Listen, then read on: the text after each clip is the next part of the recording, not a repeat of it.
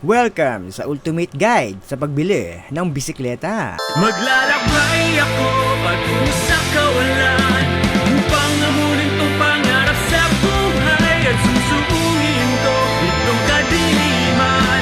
Makita ko lang ang liwanag ng katarungan. Ano nga ba mga dapat tandaan bago ako bumili ng bisikleta? So sa video na to, pag-uusapan natin yan.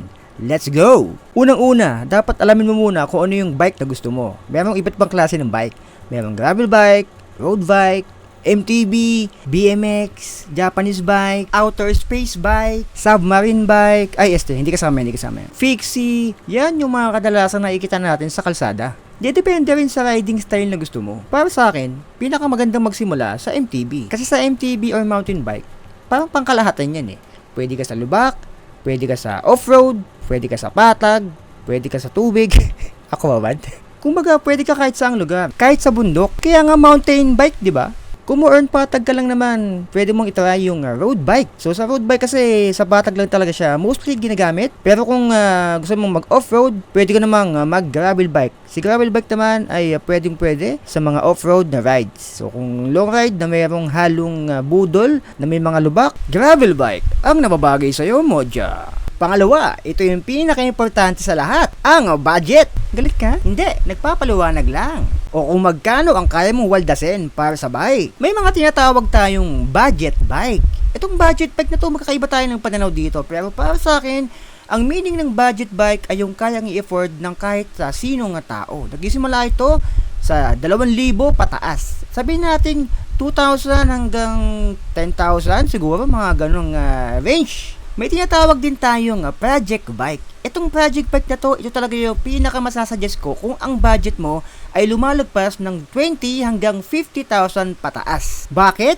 Dahil sa project bike o custom bike, dito mo malalagay yung mga pyesang gusto mo talagang ilagay sa bike mo. Compare doon sa mga bike na nabibili natin na mayroong stock na pyesa. Mostly kasi, aminin naman natin na hindi natin gusto yung mga pyesang nakalagay sa mga nabili nating budget bike. Pangatlo, importante din to, ang tamang size ng bike. Ito yung kadalasang tinatanong sa akin sa comment section kapag meron ako na bike check na bike. Ito rin yung pinaka-crucial na moment kapag bibili ka ng bisikleta.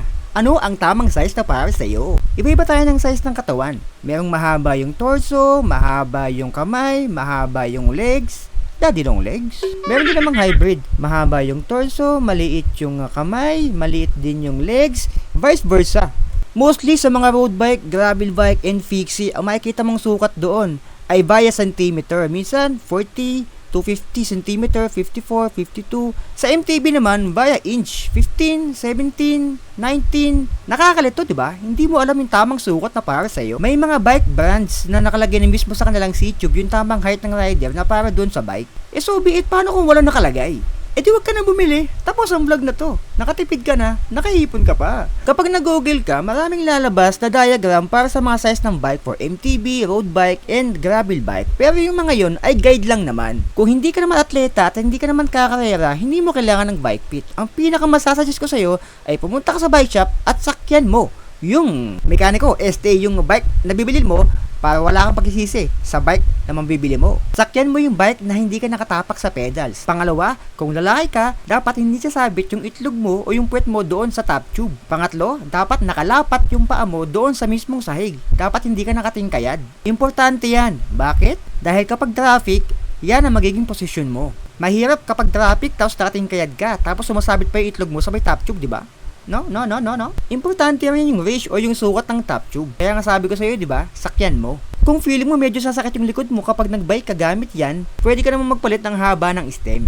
Pwede mo rin gawing negative o papuntang impyerno. O positive papunta naman kay Heso Kristo. Pang-apat, helmet.